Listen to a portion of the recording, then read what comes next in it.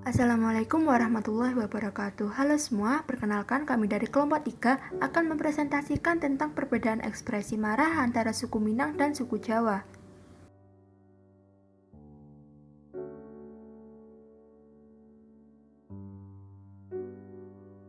Definisi emosi marah.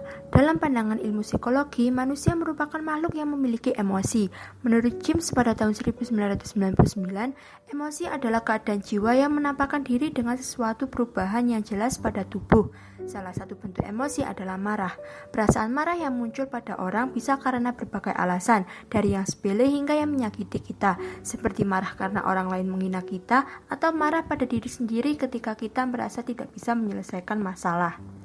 Menurut Charles Rycroft pada tahun 1979, emosi marah merupakan suatu reaksi emosional yang kuat, ditandai dengan ancaman, campur tangan, serangan kata-kata, penyerangan jelas atau frustasi, dan dicirikan dengan reaksi gawat dari sistem saraf yang bebas dengan balasan-balasan serangan atau tersembunyi.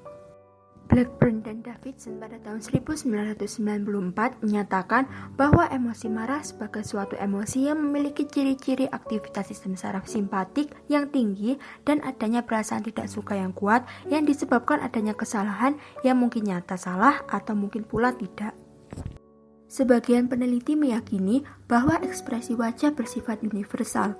Pandangan ini berakar dari sejarah evolusi yang berlandaskan pandangan Darwinian dan Neo-Darwinian. Dalam tulisannya yang berjudul The Expression of the Emotions dalam bukunya Men and Animals, Darwin mengklaim bahwa semua orang tanpa memperhatikan ras dan budayanya memiliki kemampuan untuk mengekspresikan emosi dengan cara yang sama, utamanya melalui ekspresi wajah. Ekspresi marah mungkin merupakan hasil kode genetik bagi semua manusia. Hal ini ditunjang dengan adanya emosi dasar yang sama secara lintas budaya. Salah satunya ahli psikologi G. Stanley Hall meyakini bahwa ada kecenderungan terjadinya storm and stress pada remaja. Pandangan Hall lebih dipengaruhi pada teori evolusi yang dikemukakan Lamarck yang sedikit berbeda dengan Darwin, di mana evolusi terjadi sebagai akumulasi pengalaman. Pengalaman tersebut dilanjutkan melalui memori dan karakteristik yang diturunkan dari generasi ke generasi. Sebagai catatan, pada saat itu gen belum ditemukan. Hall lebih berdasarkan teori mengenai storm and stress pada remaja berdasarkan teori Lamarck. Ia mengadopsi pandangan tersebut dan mengungkapkan bahwa storm and stress merupakan hal yang universal dan berbasis biologis.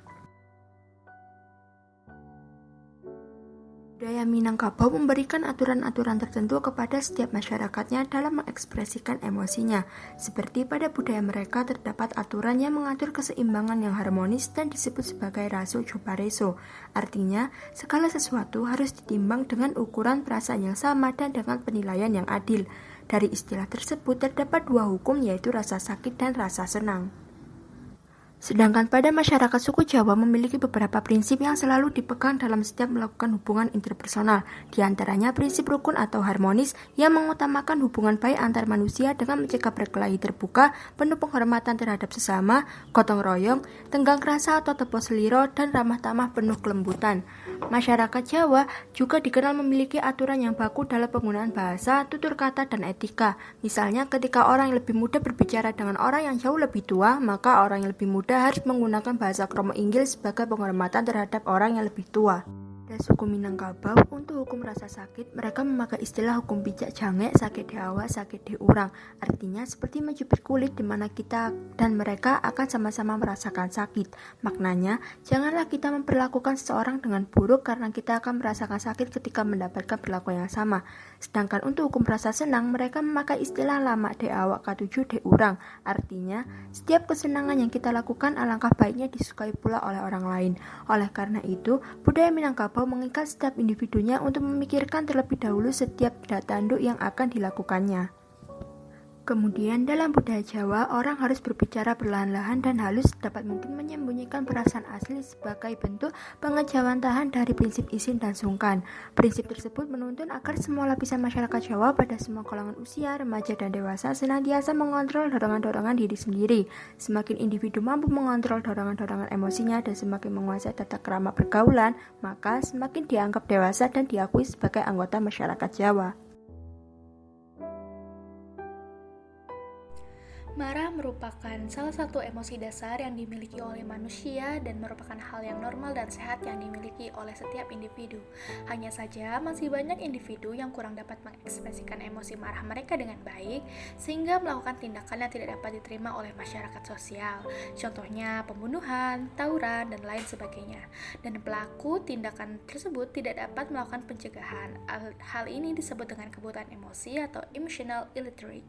Menurut Sigmund and Snow, ada 3 ekspresi marah, yaitu yang pertama ada anger in, yaitu rasa marah yang tidak diungkapkan, terjadi pada tingkat kemarahan sedang.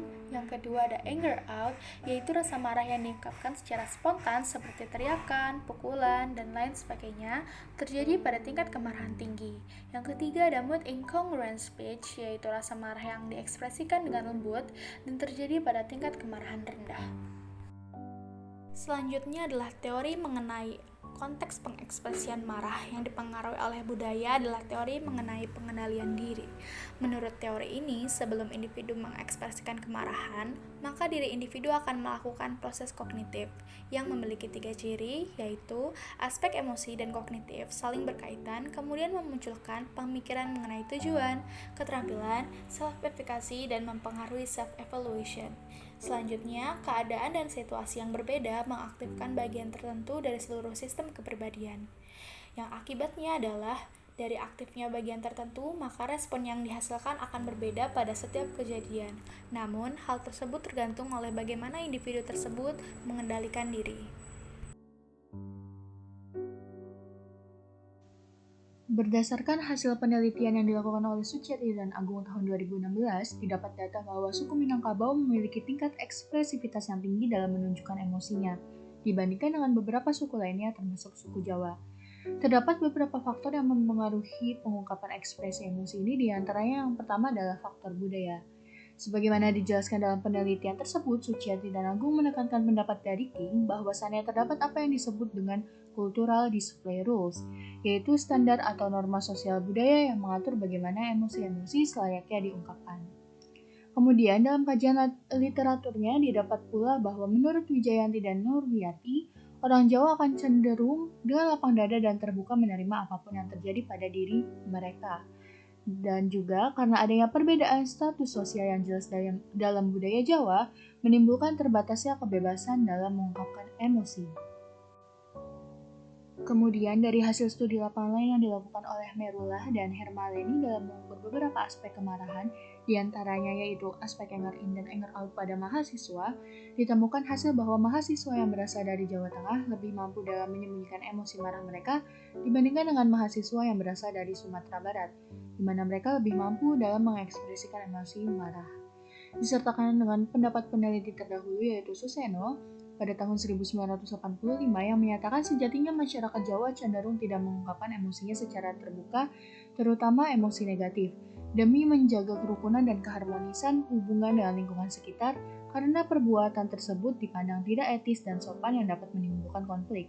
Sedangkan pada suku Minangkabau, terdapat prinsip kuat untuk terus hidup dan bersaing dalam mencapai kemuliaan dan kesejahteraan. Prinsip tersebut lebih mengutamakan keberanian yang tinggi dalam persaingan hidup tanpa adanya pengecualian selama hal yang dilakukan masih sesuai dengan batas norma kehidupan, terkecuali pengungkapan emosi sehingga mereka bisa lebih bebas dan terbuka. Dan faktor yang kedua adalah faktor sosial atau faktor lingkungan, yaitu bahwa bagaimana cara individu dalam mengungkapkan emosinya dipengaruhi oleh bagaimana contoh yang diberikan oleh lingkungan sosialnya dalam menghadapi situasi tersebut.